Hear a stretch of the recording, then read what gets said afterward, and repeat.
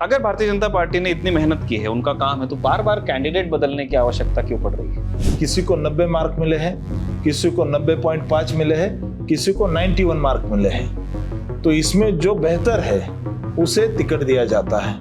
Western Maharashtra में ऐसे कौन से नक्सल विचार है जिनका आप विरोध करते हैं? एल्गार परिषद जो हुई पुणे के शनिवारवाड़ा में, वो पूरी एंटी कॉन्स्टिट्यूशनल वे की तरह से हुई। एक जमाना था सुशील कुमार शिंदे यहाँ पर एमएलए थे, एमपी थे, मुख्यमंत्री रहे हैं, लेकिन सोलापुर को कुछ नहीं दिया।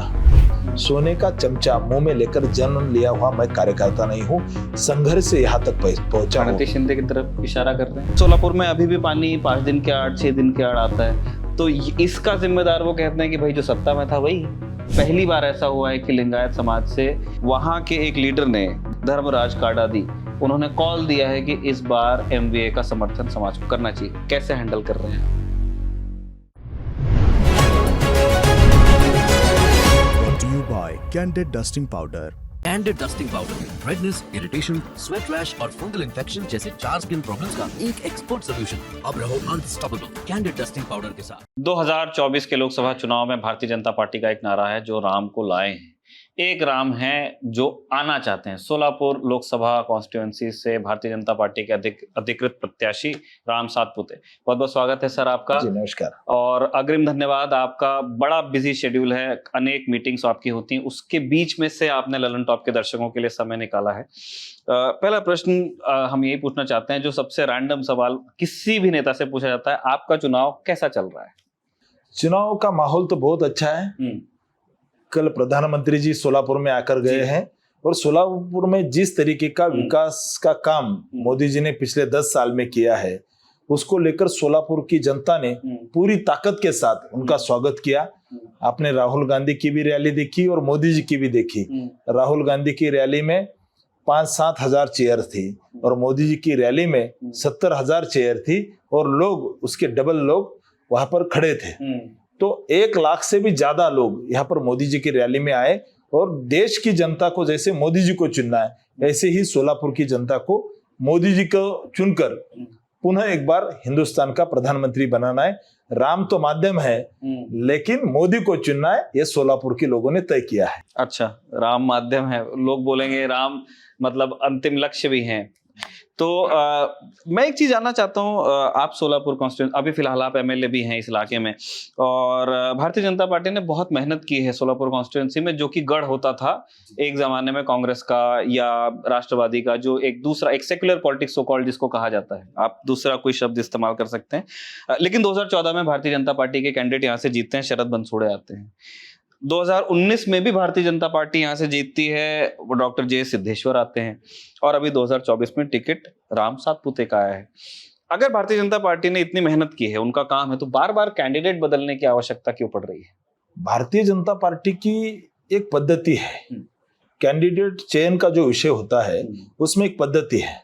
राम सातपुते और जो भी रहेंगे लोग, राम सातपुते के पीछे जो लोग हैं, 100 में से किसी को 90 मार्क मिले हैं, किसी को 90.5 मिले हैं, किसी को 91 मार्क मिले हैं। तो इसमें जो बेहतर है उसे टिकट दिया जाता है। मुझे 91 मार्क मिले हैं, किसी को 90.5 मिले, किसी को 90 मिले हैं, तो मैं 91 वाला हूँ, अच्छा चुनाव लड़ सकता हूँ, ये कॉन्फिडेंस लेकर मुझे पार्टी ने टिकट दिया है। और मोदी जी के जो देश को आगे लेकर जाने की जो राजनीति है, उसको लेकर एक युवा चेहरा यहाँ पर चाहिए था। तो मैं 91 वाला हूँ, तो मुझे यहाँ पर मोदी जी ने खड़ा किया है और मैं मोदी जी का प्रत्याशी हूँ, ये मानकर सोलापुर ने मुझे बहुत प्यार दिया है। आप चुनाव जब से शुरू हुआ है, आप देखते हैं, और कल मोदी जी की रैली ने ये साबित कर दिया। मतलब एक कोई आंतरिक परीक्षा थी जिसमें आपके नंबर ज्यादा है, ऐसा आप कह रहे हैं? ठीक बात है। मुझे ये बताइए कि आप एक मजदूर परिवार से आपका आना होता है, स्टूडेंट पॉलिटिक्स से आपने चीजें उठाई। मैं जब आपके बैकग्राउंड के बारे में पढ़ाई कर रहा था, तो मैंने देखा कि स्टूडेंट पॉलिटिक्स में आपने एक नक्सल विषय को लेकर के बड़े आपके विचार थे। आपने कहा कि वेस्टर्न महाराष्ट्र में सो कॉल्ड नक्सलाइट विचारों का प्रचार हो रहा है, उसके खिलाफ आप आवाज उठाते थे। मैं समझना चाहता हूं कि ये जो महाराष्ट्र की ज्योग्राफी अगर आप देखेंगे, तो ये गढ़चिरौली भंडारा उस तरफ का विषय है। वेस्टर्न महाराष्ट्र में ऐसे कौन से नक्सल विचार है जिनका आप विरोध कर रहे थे? आप अगर देखेंगे तो अखिल भारतीय विद्यार्थी परिषद हमेशा एंटी नक्सल रही है।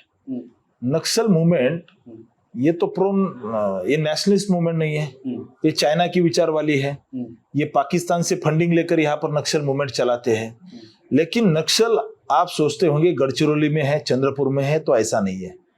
ये अर्बन नक्सल जो एक डेफिनेशन साबित हुआ है, साईं बाबा से लेकर कबीर कला मंच से लेकर, ये जो अलग अलग लोग हैं जो नक्सली विचार को शहरी एरिया में फैलाने का काम करते। आप संतोष सेलार नाम सुना होगा, एक पुणे का युवक था जो नक्सल में जाकर, वहां पर पुणे का था, कासेवाड़ी का, वो गढ़चिरौली में जाके मिला और वहां पर नक्सल मूवमेंट में एक्टिव, जो एक सशस्त्र नक्सली मूवमेंट है उसमें सहभागी हुआ। तो ऐसे अनेक उदाहरण है। कबीर कला मंच के अनेक लोग जेल में हैं, अभी भी है।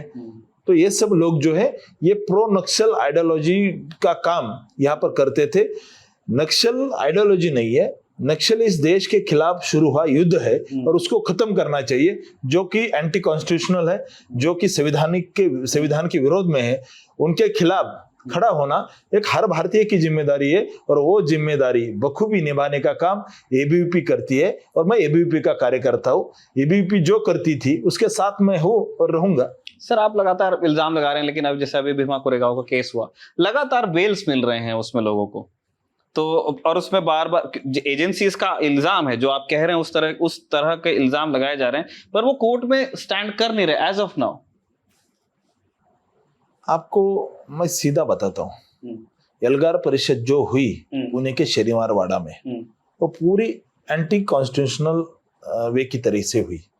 वहां पर बोला कि मराठी में कहते उधड़ लोकशाही, उधड़ उखड़ून फेंक लोकशाही, ये बात नहीं ना। पूजनीय बाबा साहब जी ने जो कॉन्स्टिट्यूशन लिखा है, उस कॉन्स्टिट्यूशन की रक्षा करना हर भारतीय की जिम्मेदारी है और वो हम कर रहे हैं।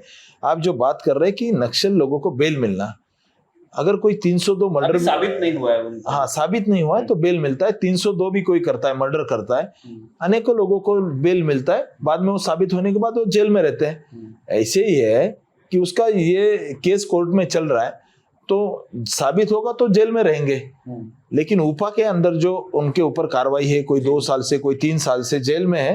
नेचुरल जस्टिस होना चाहिए, इस विषय को लेकर भारतीय संविधान हमेशा नेचुरल जस्टिस का ये करते हैं, पुरस्कार करती है। तो इसके लिए यहाँ का जो कोर्ट है उस प्रोसेस के साथ तो उनको बेल मिलता होगा, लेकिन इसका मतलब ये नहीं होता कि वो गुनहगार नहीं है। ये तो साबित तो होना है ना कोर्ट में, तो होने के बाद देखेंगे। हाँ, दोनों चीजें हैं। सर, अभी आप बाबा साहब की बात कर रहे थे, डॉक्टर आम्बेडकर महाराष्ट्र से ही आते हैं और उनकी परंपरा में ही हैं प्रकाश आम्बेडकर। उनकी पार्टी भी वंचित बहुजन आघाड़ी इलेक्शंस लड़ रही है, अच्छी संख्या सोलापुर शहर में है, 2 सुरक्षित सीट है, दोनों प्रत्याशी प्रणति शिंदे और आप दोनों दलित समाज से ही आते हैं। क्या कभी बात करने की इच्छा नहीं हुई प्रकाश आम्बेडकर से कि आप यहाँ कैंडिडेट मत दीजिए या समर्थन कीजिए? आपकी मुलाकात हुई है उनसे कभी? उनकी एक अलग पार्टी है, उनकी एक अलग विचारधारा है। भारतीय जनता पार्टी हमारी जो लाइन है वो कैसे बढ़ाए इस पर ध्यान देती है। ये पॉलिटिक्स जो है, इस तरीके का गठजोड़ का पॉलिटिक्स कांग्रेस का है, ये भारतीय जनता पार्टी का नहीं है। लेकिन बाबा साहब के परिवार से माननीय आदरणीय प्रकाश जी आम्बेडकर हैं, उनका मैं रिस्पेक्ट करता हूँ। उनका लड़का जो है सुजात आम्बेडकर, वो मेरा अच्छा दोस्त है। बात होती रहती है?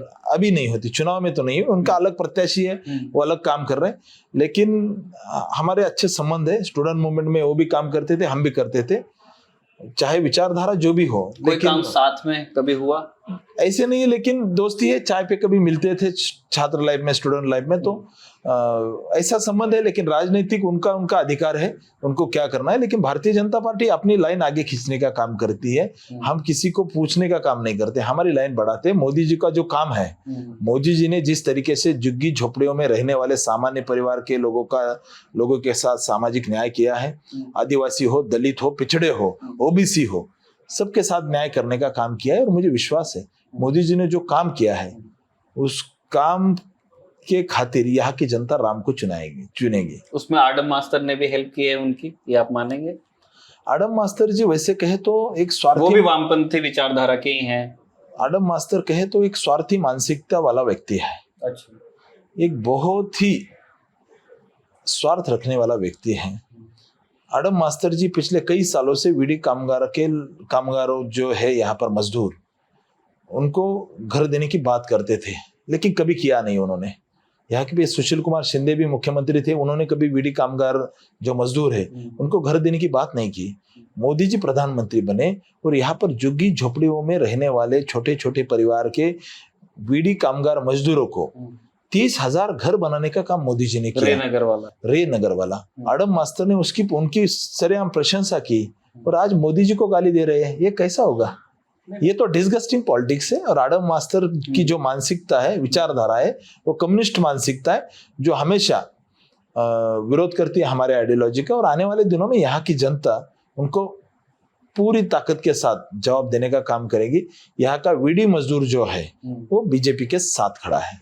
ठीक है, क्योंकि मैं इससे पहले आडम मास्टर से मिला दोपहर में, उनसे मेरी चर्चा हुई। उन्होंने बताया कि उनके 2 प्रोजेक्ट्स, एक 3,000 घरों का उन्होंने बनाया है और उसके बाद एक 10,000 घरों वाला बनाया है। ये 30,000 वाला तीसरा प्रोजेक्ट है जिसमें ऑब्वियसली सेंट्रल गवर्नमेंट की और प्रधानमंत्री नरेंद्र मोदी की उन्होंने कहा कि उनका काफी सपोर्ट मिला और उनके साथ में मिलकर ही काम हुआ। और 2 बार प्रधानमंत्री यहाँ पे आए जब आडम मास्टर उनके मंच पे थे, दोनों ने एक दूसरे की तारीफ भी की, इसलिए मैंने उनके बारे में आपसे पूछा था। जी नहीं, आडम मास्टर बहुत स्वार्थी मानसिकता वाला व्यक्ति है। उनके एज का मैं रिस्पेक्ट करता हूँ, लेकिन जिस तरीके से उन्होंने यहाँ पर पूरी ताकत के साथ मोदी जी के साथ खड़ा रहना चाहिए, लेकिन नहीं रहे। लेकिन जो लोग घर में रह रहे हैं मोदी जी ने दिए हुए, वो तो मोदी जी के साथ है। ठीक बात है। अब चुनाव के विषयों पर आ जाते हैं। राम जी, हमको ये बताइए कि वो कौन से विषय हैं जिनको देख करके आप सोलापुर की जनता को ये कहना चाहते हैं कि मैं राम सातपुते हूं, ये मेरे विषय हैं, इन्हें देख करके मुझे वोट दीजिए आप। पहली बात है, यहाँ पर मोदी जी ने काम किया। यहाँ पर एक जमाना था सुशील कुमार शिंदे यहाँ पर एमएलए थे, एमपी थे, मुख्यमंत्री रहे हैं, लेकिन सोलापुर को कुछ नहीं दिया। मोदी जी ने इस सोलापुर डिस्ट्रिक्ट को अलग अलग सिटी से जोड़ने का काम किया। कुछ रास्ते के काम कंप्लीट हुए हैं, कुछ काम जारी है और कुछ प्रस्तावित है। ऐसे 40,000 करोड़ के रास्ते जो रोड से इस सोलापुर डिस्ट्रिक्ट में मोदी जी बना रहे हैं। 30,000 बीडी मजदूरों को यहाँ पर घर बनाए। इस सोलापुर को पानी आना चाहिए हर दिन, इसके लिए 650 करोड़ की उजनी डैम से लेकर यहाँ पर एक अच्छी पानी की योजना बनाई। इसका काम जारी है, आने वाले दिनों में कंप्लीट होगा। मोदी जी ने सोलापुर को एयरपोर्ट बनाने का संकल्प किया, अभी एयरपोर्ट का काम जारी है। यहाँ पे मुख्यमंत्री हुआ करते थे, आप विश्वास नहीं करेंगे, एयरपोर्ट तक नहीं था सामान्य जनता को। वो चॉपर से आते थे, हवा में उड़ते थे और जाते थे। यहाँ के जनता को एयरपोर्ट नहीं था। सोलापुर बहुत ही सेंटर प्लेस है, 3-4 राज्यों से जुड़ा हुआ प्लेस है। यहाँ पर एयरपोर्ट का काम जारी है, टर्मिनल बिल्डिंग का काम जारी है और आने वाले दिनों में अगस्त में यहाँ का एयरपोर्ट शुरू होने जा रहा है। पूरी ताकत के साथ यहाँ पर विमान सेवा शुरू करेंगे हम। इसलिए ये सब विषयों को देखकर सोलापुर की जनता ने मुझ जैसे सामान्य परिवार से आए हुए कार्यकर्ताओं को चुनेंगे। मैं इंजीनियर हूँ, बहुत हम्बल और सामान्य परिवार से आता हूँ, मजदूर परिवार से आता हूँ। सामान्य जनता के प्रश्नों का जवाब मुझे पता है, तो मैं सोलापुर की जनता से अपील करता हूँ, एक आप जैसे परिवार से आया हुआ, जो झड़पी के स्कूल में पढ़ा है, जो एसटी बस से आकर जाकर जिसने कॉलेज पूरा किया है, जो रात में काम करता था 8 घंटे और दिन में कॉलेज करता था, उस पैसे से कमाए हुए पैसे से मैंने मेरा खुद कॉलेज किया है, ऐसे परिवार से आया हूँ, आपका दुख जानता हूँ। सोने का चमचा मुंह में लेकर जन्म लिया हुआ मैं कार्यकर्ता नहीं हूँ, संघर्ष से यहाँ तक पहुंचा हूँ। शिंदे की तरफ इशारा कर रहे हैं? नहीं, ये तो साफ है। उनका कर्तृत्व क्या है? उनके पिताजी मुख्यमंत्री थे, उसके लिए उनको मिला टिकट। वैसे कर्तृत्व क्या है? कांग्रेस का तो ये सबसे बड़ा पराभव है, उनका पराजय है कि उनको 4 टर्म शिंदे फैमिली के अलावा कोई यहाँ पर कैंडिडेट तक नहीं मिला लोकसभा के लिए। हम आने वाले, आप देखते हैं पिछले 3 टर्म से हमारा कैंडिडेट हम बदलते हैं क्योंकि बेहतर दे सके। लोग ये भी बोलते हैं कि कैंडिडेट नहीं, बेहतर दे सके। ये काम किसने किए रास्ते के? तो मैं आपको बताना चाहता हूँ कि यहाँ पर जो भी अच्छे काम हो रहे हैं मोदी जी की वजह से हो रहे हैं, और मोदी जी ने जो काम किया है उस काम के लिए आने वाले दिनों में अच्छा काम कर सकूं, इसके लिए सोलापुर में आईटी सिटी करना है मुझे, सोलापुर में टेक्सटाइल पार्क करना है, सोलापुर में मुझे यहाँ पर एक यूनिफॉर्म सिटी बनानी है मुझे सोलापुर, जो कि स्कूल के यूनिफॉर्म सोलापुर में सबसे ज्यादा सिलाते हैं। ऐसे बहुत बड़े काम मुझे यहाँ पर करने हैं। युवाओं को रोजगार देना है, MIDC का एक्सपेंशन करना है। इसलिए सोलापुर की जनता से मैं विनम्र विनंती और प्रार्थना करता हूँ, सोलापुर के विकास के लिए एक किसान पुत्र जो कि गन्ना काटने वाले परिवार में जन्म हुआ है, ऐसे कार्यकर्ता को जो इंजीनियर है उसको आप चुनिए। आपके दुख जानता है, आपके जैसे परिवार से आया हुआ है। मुझे आप आने वाले दिनों में आशीर्वाद दीजिए। आपके सपनों को पंख लगाने का काम ये राम सातपुते कर। सर, अच्छा लगा मुझे कि आपने बहुत सारे लोकल इश्यूज अपनी कॉन्स्टिट्यूएंसी के गिनाए और आप ईमानदारी से कह रहे हैं कि हाँ ये सारी चीजें हैं जहां मैं काम करना चाहता हूं। लेकिन मैं 2 दिन सोलापुर में रहा तो लोगों ने यही शिकायत है मुझसे कि उन्होंने कहा कि 10 साल से भारतीय जनता पार्टी के यहाँ पे MP हैं, जो म्युनिसिपल कॉर्पोरेशन है सोलापुर की, अभी तो है नहीं लेकिन जब थी तब वो भारतीय जनता पार्टी के पास में थी। पहले पानी का प्रॉब्लम था, लेकिन अब उजनी में 120 TMC पानी है, लेकिन सोलापुर में अभी भी पानी 5 दिन के आड़ 6 दिन के आड़ आता है। तो इसका जिम्मेदार वो कहते हैं कि भाई जो सत्ता में था वही है।